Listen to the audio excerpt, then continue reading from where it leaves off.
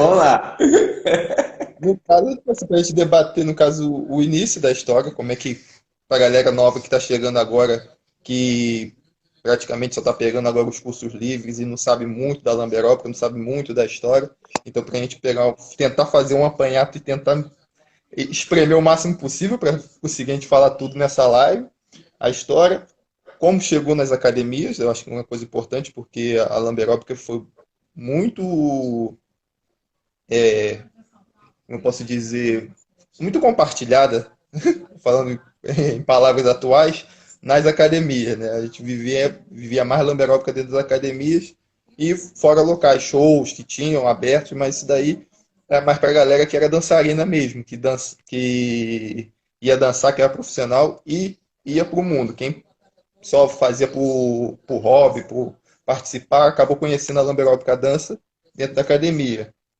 Por que, que os profissionais de dança na época também não lutaram pela categoria? Não estou falando de agora, estou falando lá no início, porque deixaram, vamos dizer, parecer que o CREF é esse bicho papão todo, que E na não é. realidade o CREF não é, então deixou a galera, deixou essa impressão, então, tipo assim, por que, que os profissionais e por que, que o CREF se meteu, entre aspas, numa coisa que não é da, da, da, da ossada dele, né? Então, tentar explicar isso tudo aí. Isso aí é só questão de passado, né? Tipo assim, que já passou. Olha quanta coisa eu já pontuei aí pra gente ir conversando Ah, aí. isso que eu ia falar, isso é minissérie. Isso é um argumento por dia, né? E já vai ser pouco. Aham, é praticamente isso. A gente vai ter que, tipo assim, fazer vídeo parte um, parte 2, parte 3, parte Minissérie. 4, entendeu? Conseguir chegar na história, chegar no presente, para a gente conseguir começar a falar sobre cursos livres, cursos formativos, que a galera também não tem muita noção, pensa que qualquer curso é curso e já se torna profissional e não é por aí, o caminho não é esse, mas o quê? E o futuro, né? A gente tem que discutir o futuro também, né? Saber o que podemos esperar daqui para frente, o que a gente tem como perspectiva, o que o mercado tem como perspectiva e, e todo mundo se calçar que queira trabalhar nesse meio da dança, né? Como a lamberóbica surgiu no mercado? Então, há muito tempo atrás. Há muito tempo atrás, há uns 30 anos mais ou menos, então eu era criança, essa história é mais com você, de vivência, eu sou mais Então, pesquisador. eu vou contar aqui a metade da história, né? Que nem isso a galera sabe. Porque como começou muito, mesmo, aí o negócio fica mais feio ainda. Não vai ter que ser minissérie, vai ter que ser novela mexicana, que dura 3 anos. É, a lamberóbica, né, ela teve evidência nos anos entre 98 e 99, 1998 e 1999. Depois foi chamado de El Chan, conseguiu entrar, fazer uma apresentação em uma TV de rede nacional, que é a TV Globo, né? Aí, bum! Só que ela já existia antes disso, né? Não com esse nome.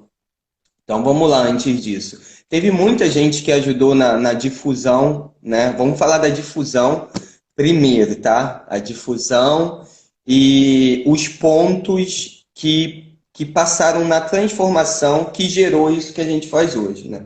Antes de 98, tem alguns personagens que é legal a gente citar, né? Sempre partindo da Bahia, porque tudo começou a Partir se lá. difundir lá, né? Para quem não sabe, o nome lamba aeróbica, ele veio da lambada, né? A lambada que nasceu no Belém do Pará na década de 80, ficou forte, depois foi para Salvador e Porto Seguro, né? Em Salvador, E botando o adendo igual você botou do El Chan, ficou forte pelo fato da música começar a ser apresentada em rede nacional, né? Com Beto Barbosa, Kaoma, começou a dar aquela sim, explosão, inclusive na abertura da novela Rainha da Sucata, né? Porque foi, acho que o Sidney Magal que canta a abertura, é aí que explodiu mesmo a lambada, todo mundo queria fazer. Midiático, né? O que a gente não tinha na época, né? Mas aí, tipo assim, antes de estourar já tinha lambada lá no Belém do Pará. Mas é isso aí, Sidney Magal, Rainha da Sucata. Ótimo. Então, aí a partir daí teve vários grupos, vários movimentos, né? A gente pode citar aí um dos primeiros professores oficiais de lambada de Salvador, que foi Antônio Cozido, né? O mesmo foi o criador do primeiro grupo de lamberóbica da Bahia, que foi o Swing Raça, logo depois veio a Trupe Dance, foi criado mais ou menos na época, os dois grupos. Na verdade, conversando com o Antônio Cozido, e conversando com o Binho, né? Mestre Binho, um abraço, Mestre Binho, da Tupidense, atual um dos donos da Fitdance, ele me falou que o nome, tanto do Swing Raça quanto da Tupidense, foi criado no mesmo dia, na mesma hora, embaixo do palco, antes de dançar. É muito legal. Geralmente, tudo que dá certo é praticamente de última hora, né? Ah, Quando tu chegou. planeja muito, não dá certo. Quando você vai de cabeçada, não, já estamos aqui, então vai, bota esse nome. Foi, acabou. O Acaba produtor. acontecendo de uma maneira Ah, espetacular. não, o Binho estava me contando que todo o evento falou: Nonga, qual é o nome do grupo? Sei lá, pá. Tô sem minha trupe para dançar. Sua trupe para dançar. E qual é o nome do grupo? Como é que eu vou chamar o pessoal do trupe? Da trupe? Aí o. Eles falaram, chama de trupe dance, depois a gente vê o que que dá. Ficou. E o seu, Cozido? Qual o nome do seu grupo? Só que o Cozido já tinha o swing afro-baiano, né? Uhum. Que isso aí é outra novela. Aí ele falou, meu grupo. É, meu grupo, meu grupo é de raça, pô. Meu grupo vai dançar o swing aí, pô. Mas qual o nome do seu grupo? Coloca swing baiano esse negócio. E foi assim, os dois primeiros grupos. Coloca swing baiano, swing baiano. Pô, mas todo mundo tem. Coloca swing raça, vai. Swing raça, e foi. Aí foi. O bom do cozido que eu estudei, não cheguei a conversar com ele, é que ele tem muita coisa, perspectiva em questão de raça, de força, tudo de terra, tudo muito, como eu posso dizer, explicado pela forma de afro que ele tem. Então tudo é força da terra, esses negócios assim, tudo ele tira esse nome assim mais filosófico, que eu posso dizer, né? Aí por isso que ele tem essa pegada mais histórica do que talvez o Binho tinha pelo fato só do nome que a gente está falando aqui, né? Não estou falando de currículo, não. Não, em fato, você não está falando de currículo, mas eu vou ter que falar, porque é uma coisa que falta muito hoje, né? O Cozido, né, e o Binho, ele falou que depois eles tentaram estudar outro nome para Tupidense, mas depois eles pesquisaram e viram que o melhor nome era Tupidense mesmo, Era que era o que tudo. caracterizava um grupo de amigos que se juntou para dançar, né? Então, essa coisa do cozido, né, que você falou de filosofar, de colocar poesia nas coisas, de dar um sentido artístico, que era onde eu queria chegar, o sentido artístico em tudo, é exatamente o que falta hoje. Não vou falar para todos porque eu não sou juiz nem carrasco, mas para a maioria das pessoas que dizem que são professores de dança hoje, tá? Principalmente, e agora eu vou ser carrasco, principalmente aquela galera que é mais direcionada para academia e quase sempre não tem uma formação artística, tem uma formação acadêmica mais direcionada à educação física. E essa é a Educação. diferença, né? Que Uhum. essa é a grande diferença das leis e da formação profissional, né? Então, quando você tem uma formação artística, você não trabalha só o bem-estar da pessoa, né? Só o psicológico da pessoa. Você tem todo um histórico artístico sentimental que você influencia independentemente do resultado físico que você vai levar para aquela pessoa, né? Então, Exatamente. Isso cortando você rapidinho, isso que você colocou, isso é dança. Você saber o fator histórico todinho que influencia, qual é da fonte que a gente bebe para poder estar nesse meio agora, nesse jeito que está a dança, a lamberóbica, pelo sindicato é ritmos, que seja. mas tem toda uma história por trás disso. E a galera não se atenta a isso. Galera que não conhece nada, nem o termo lamberóbica às vezes conhece. Trabalha com a máquina, trabalha com a categoria, Um mas nem sabe o produto. que é. Uhum. É por isso Não, que não muita sabe. gente levou multa do CREF.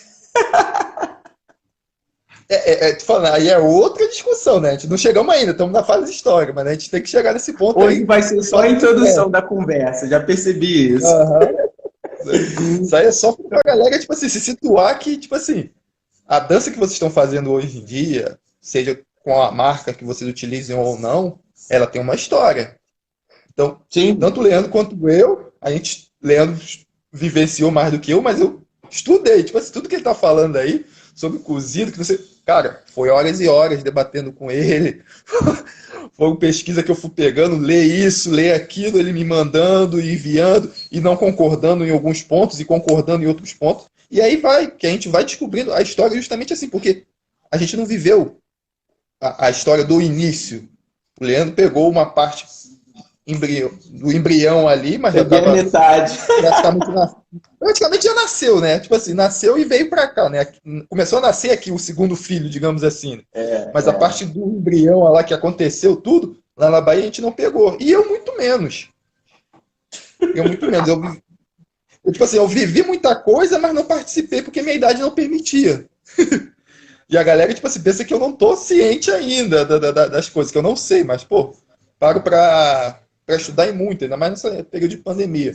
Mas voltando lá, pra gente não desviar Não, muito com da certeza. conversa, pra continuar, conseguir Você- concluir, pelo menos o passado.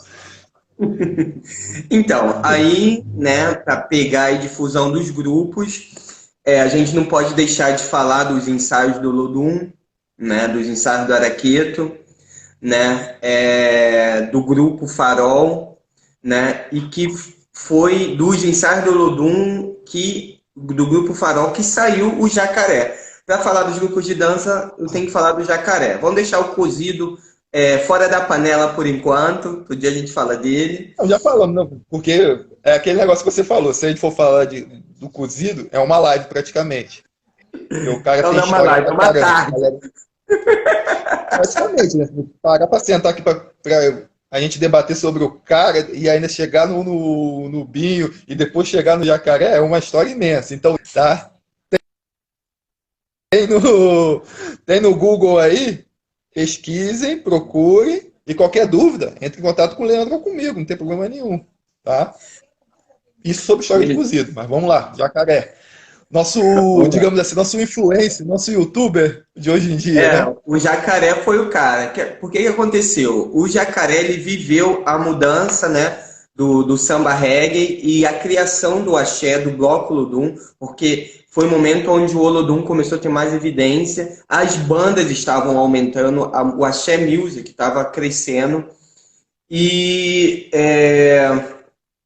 tiveram a grande ideia de colocar dançarino nos grupos. Só que os dançarinos nos grupos, naquela época, aí eu já estou falando, vou falar os anos, tá? Já estou falando de 94, 95, 96. Dançarino nos grupos, eles criavam muitas vezes a coreografia um pouquinho antes de dançar e não era nada oficial, a galera não recebia nada. Ó, tu vem dançar no nosso bloco, anima lá, eu deixo você entrar grátis no ensaio do bloco. Esse era o pagamento, né? Então, assim, quando chegou mais para. Até hoje, muitos pagamentos são assim, né? Vem aqui, mostra o seu trabalho para a Não, mas galera era para poder. diferente porque você não tinha onde escutar a música, entendeu? Então a galera ia, é diferente, a galera ia para lá para ver a música, era a criação da She Music praticamente, ali, do samba reggae. Então essa galera, Binho, Nonga, Tenente, Jacaré, participou da evolução da música dentro dos blocos. Do Ilê, Bloco Muzenza. Essa galera tava lá dentro e todo mundo pagava, porque sempre teve turismo em Salvador. Aí você, menininho de rua, pobre, porque essa galera não era rica, não pagar na entrada, pô, ter acesso livre, Já tá no lucro, né? E ainda mais tá dançar no. ainda, vou aparecer no palco ainda, ser destaque. Ah, quem não quer? O que que acontecia? Quando chegava o carnaval, eles recebiam, mas durante os ensaios, não. Então, o que aconteceu? Por volta aí de 96, 97, que onde foi, né, a época que começou a ser criada o Gera Samba, que depois explodiu o Brasil todo em 98, agora não me lembro o nome do empresário, chamaram o Jacaré para montar a coreografia do projeto do Gera Samba, tal, que eles decidiram, porque estava dando certo, estava dando tão certo nos ensaios dos blocos, que foi decidido colocar os dançarinos na mesma linha do cantor. Pô, essa é a nossa cultura, essa é a nossa dança, nossa negritude, o nosso swing, a nossa baianidade, e a gente vai colocar na frente para o mundo. A banda Gera Samba tem um investimento muito grande de tudo, desde o começo. Aí nisso, deu certo os ensaios, e o Jacaré, né, ele teve essa fineza de ver que a parada ia dar certo, e chamou os colegas, né, nesses colegas tá junto Tenente, Binho, né, Cozido, chamou a galera, falou, galera, o negócio é o seguinte, as bandas têm música, vamos criar um esquema para fazer as coreografias, para as bandas terem serviço e a gente trabalhar o ano todo, não só no carnaval. Aí, basicamente, o Jacaré deu aula para a maioria das galera, do pessoal, de como fazer aquela dança, né? Desenhando a música, que era a coisa mais simples para o povão dançar, para o bloco dançar, entendeu? Aí depois cada um pegou seu estilo, a Tupidense tem um estilo, o El Chan tem o estilo dele, o Cozido tem o estilo dele, o Swing Raça tem o estilo dele, mas quem puxou o bonde de ter grupos de dança nas bandas foi o Jacaré, né? Show. Então, Exatamente isso. então, graças ao Jacaré, teve aí a criação dos grupos nas bandas. Da criação dos grupos nas bandas, começou, né? Aí vem a cultura de rua, muitos detalhes, tá? Os grupos de lamberóbica. Então, a difusão da lamberóbica, ela, em Bahia, em Salvador, foi isso. E a galera começou a ver que dava certo, né? Ver que dava certo, que tanto. Pô, fala. Tanto que deu tanto certo, porque todo mundo começou a querer dançar isso. E aí começou a parte do empresariado, de querer trazer essas danças para dentro de academia, escola de dança.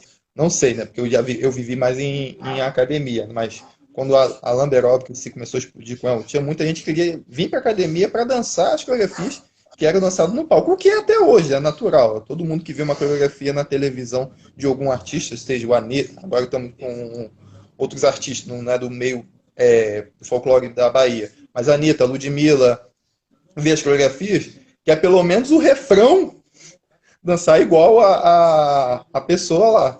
Então, querendo ou não, com a explosão que teve o ano todo e várias bandas, foram muitas, você citou alguns exemplos aí, mas teve muitas, Gangue do Samba, Terra Samba, e por aí vai, e todas elas tinham coreografias, então uma aula praticamente virava um show e músicas que tocavam na noite, na balada que a pessoa ia curtir à noite, então a aula em si virava uma balada ali de 1 hora ali mais ou menos, a pessoa fazia o aquecimento, aprendia a coreografia e ia pra rua, ia para poder mostrar que sabia dançar, né? Aquela coreografia.